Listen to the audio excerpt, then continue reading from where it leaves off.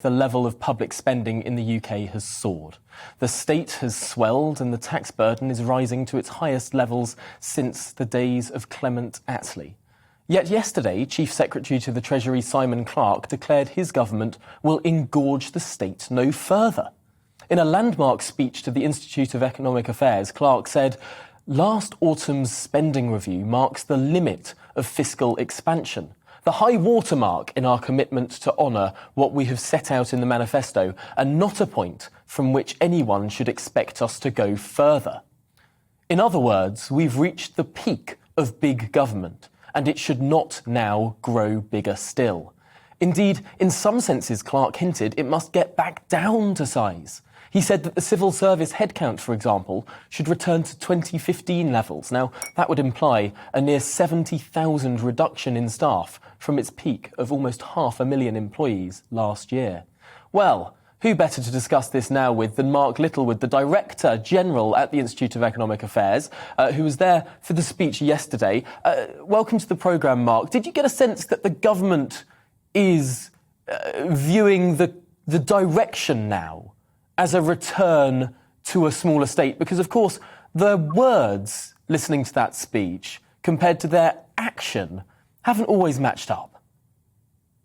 Tom, that's a very fair criticism, and usually when I've had the privilege of being on your programme, I'm a bit of a misery guts and a bit of a pessimist and sort of tearing my hair out because the government's just getting bigger and more intrusive and more invasive and more expensive in all of our lives.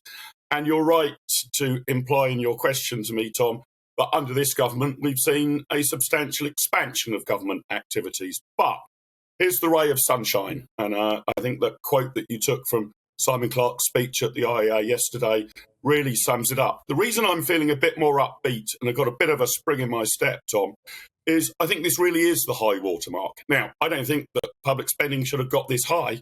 I don't think taxes should have got this high. I've been arguing from the sidelines they've allowed it to get a bit too much out of control. But I'm heartened that this is apparently the high watermark, that the direction of travel is now for spending to be effectively capped, or it will potentially fall in real terms due to inflation. And Simon Clarke couldn't really have been clearer about that. This is the limits of the envelope. And B, that any sort of fiscal headroom, any room for manoeuvre the government gets will now be in the direction of tax cuts, which Simon Clarke at the Institute of Economic Affairs yesterday described as the best single policy to promote growth.